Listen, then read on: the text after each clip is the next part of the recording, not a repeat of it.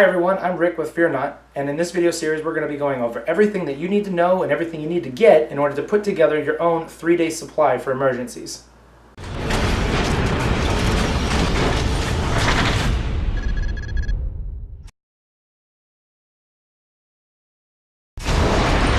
Alright, so in this video series we're going to be going over everything that you need to get in order to put together your own 3-day supply in case of an emergency. Now this emergency is not large-scale martial law or large-scale mass riots or economic breakdown, all these things that you like to read about as preppers. Now if you're a brand new prepper and you haven't been exposed to any of that stuff, just anything that you go and see, slow down, take your time. My goal with this video series is to help brand new preppers like yourself ease into prepping, take care of easy to reach milestones like getting a 3-day supply. Don't jump right into trying to get a year's worth of food and everything else. Take your time, develop a plan, move forward with steps in order to reach your goal. Now I think that a 3-day supply is a fantastic place to start. It's a great place, especially if you're trying to involve your family, because it's something small. It won't cost that much money to get ready and to secure a 3-day supply. The government will tell you that basically the first 72 hours after an emergency like a hurricane or a big flood or a snowstorm, a massive power outage, 3-day supply, because it basically takes the government 3 days to pull together the cavalry like FEMA, Red Cross, other things, other organizations to come in and help relieve whatever the problem is, or to start distributing food and water and medicine. So if you don't have your own 3-day supply, you could be kind of hurting by the time that they finally roll in. Now this is not talking about people who I don't want to get anything from FEMA and everything else. Don't worry about that. We'll get to those things in other videos. In this video, our goal is to survive the first 72 hours comfortably. There we go. So, in this video, we're going to focus on water. I think water is the easiest, the cheapest, and the best thing to start with because it doesn't take much and you have your supply already taken care of. Okay, now, you might be thinking, well, water's not that big of a deal. What I really need is food, or what I really need is ammo, or what I really need is everything else. Medicine and flashlights and sleeping bags and all this other stuff. But water is super important for our bodies. One of the things that you're going to be doing when the power goes out is you're going to start sweating. Because if you're like me and live in Florida, you kind of need a fan or AC in order to be able to be comfortable. One of the first things that you notice when the power goes out is, man, it's getting hot in here. Your body starts perspirating in order to help regulate the body temperature, and you're wasting water that way. Now, it's a natural process, it needs to be done, but nonetheless, water is leaving your body, okay? Your body also needs water in order to keep all the organs and the blood flow and everything else working so that you stay alive.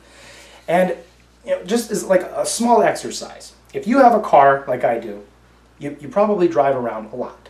You probably don't walk too many places. Now, if you exercise, great. But if you were to just say, okay, my car's got a flat tire, I'm really hungry, I'm going to go up to the grocery store to buy some groceries. However far the grocery store is, and if you live like I do in suburbs, there's grocery stores all over the place, or drugstores all over the place. Just take a walk. Just decide I'm going to take a little bit of time, I'm going to go up there and I'm going to buy a sandwich. I'm going to buy some milk, whatever. If you haven't done that in a long time, please do it. One of the things I realized when I started walking a little bit, my job that I work at is only 6 minutes of driving away. But if I were to walk there, depending on the speed and depending on the lights that I have to walk through in order to continue the journey, it could take me up to like 25 minutes.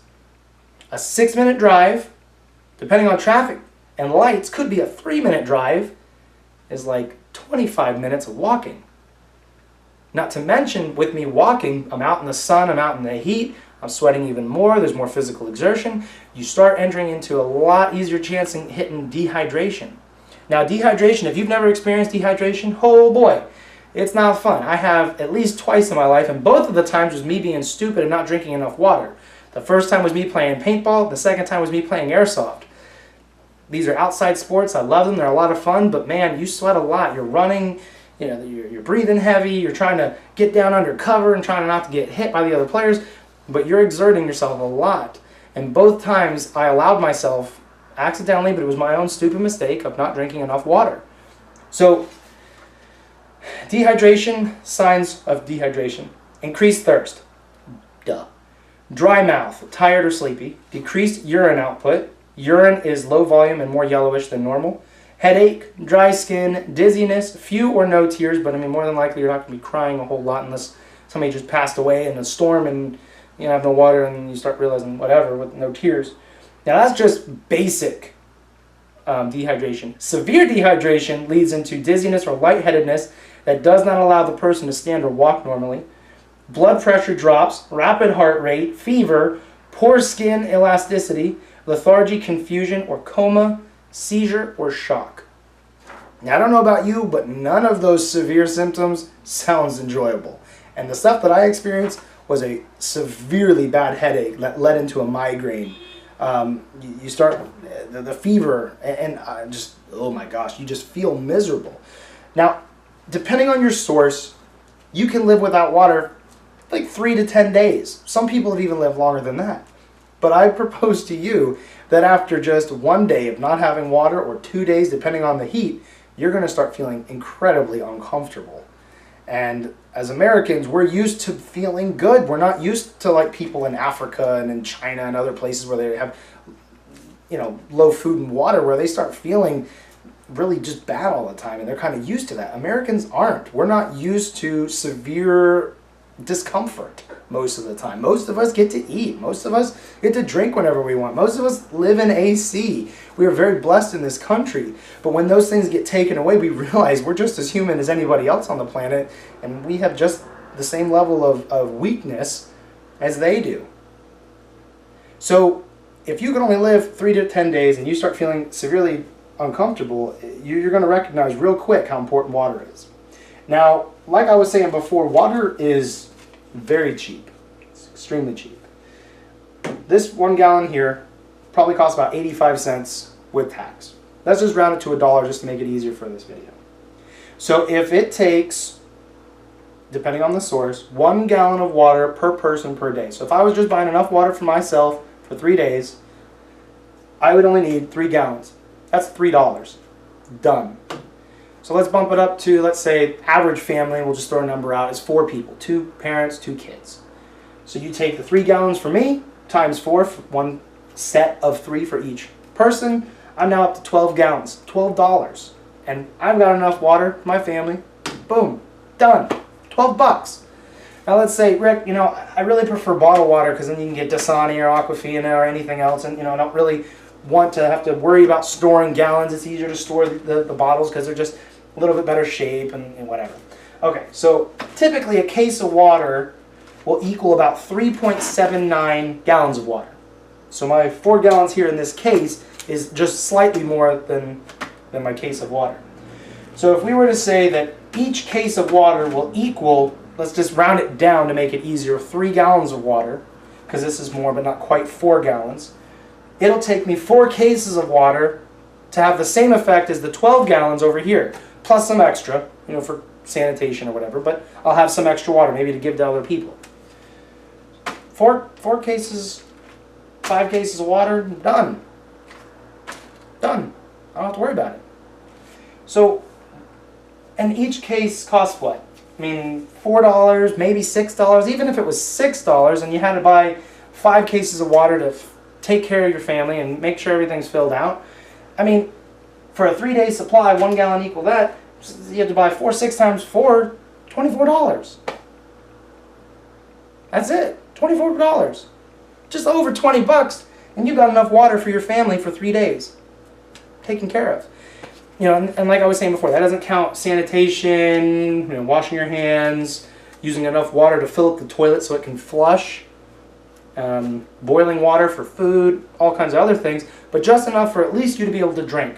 Because more than likely you can live, depending again on the source, like 3 weeks without food. It's not going to be comfortable, but you'll be alive. But without water, you're going to start noticing your body shutting down a lot sooner than you do without food. So if you can at least have water, at least have some water, you're on a really good footing to be able to build up with everything else. If you have to go out and trade, or you have to go out to the store because you still have some cash and they'll take cash, you know, even with the power out, your credit card's not going to work, but the cash could still be taken. So you got some money, you go up to the store, even though no one has power, but you can still buy some food. water, if you go into the grocery store, and then this is the thing that baffles me. When you look at the grocery stores, you go in, there's food and water everywhere. Mostly food, because water, there's pretty much only down one aisle. It's only half the aisle, and it's usually not even the entire half of the aisle, because usually the water shares with something else like soda. So let's just assume, for the sake of it, okay, half of an aisle is all liquids. Because you're going to still get some water in your body, even from soda, even though I wouldn't recommend it because it actually pulls water away in certain instances because it's so salty and other things and caffeine, but you still got liquid. So you go in the grocery store and they got all this food and water, but just think about what would happen if the delivery trucks weren't coming in. Hurricane comes through, a bunch of debris in the roads, or a snowstorm. There's no roads right now because they're all covered in snow. So the grocery stores will quickly run out of food, especially water. Water will go quick. You know, as sad as it is, Americans, when they're scared, are selfish. And you could say, well, that's just people in general. Possibly. But how much water do you think is in the grocery store for how many families?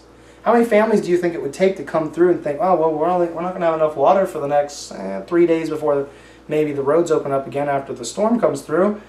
I'm going to buy some water. How much do you think they have on hand? Enough for 20 families? 30 families? 50 families maybe?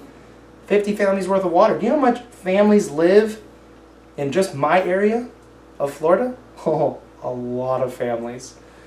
The grocery stores around here wouldn't be able to supply everyone if they didn't have any water, with enough water for 3 days. If all of a sudden all of my county decided we need water right now. And you could throw in the drugstores and maybe even some of the other places that may have some water, Walmarts and stuff. But I promise you, water will go quick.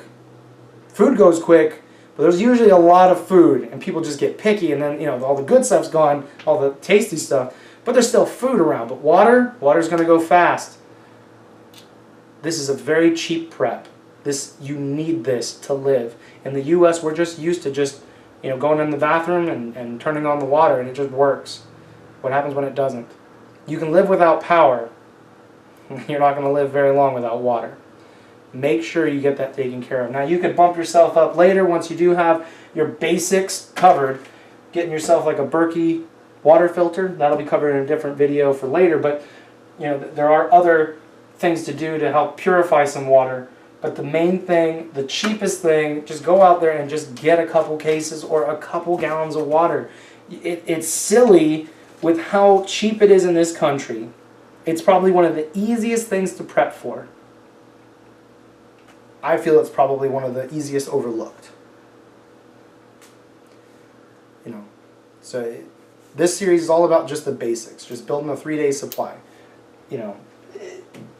If I were to take for a family of 4, I'll have 12 gallons in 3 of these cases. 3 cases is going to stack up to about this high.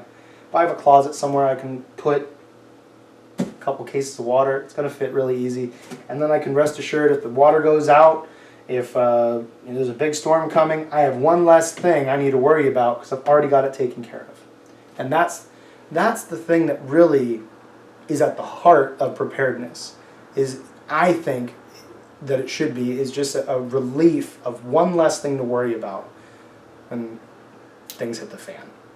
Now, if you like this video, I really appreciate it if you guys would subscribe and hit the little bell symbol next to the subscribe once you click it. That way you'll be notified when new videos come out, and especially with the part 2 and part 3, where we're going to cover food and then other things that first aid kit and other such topics that'll help you guys build up to your 3-day supply. Alright?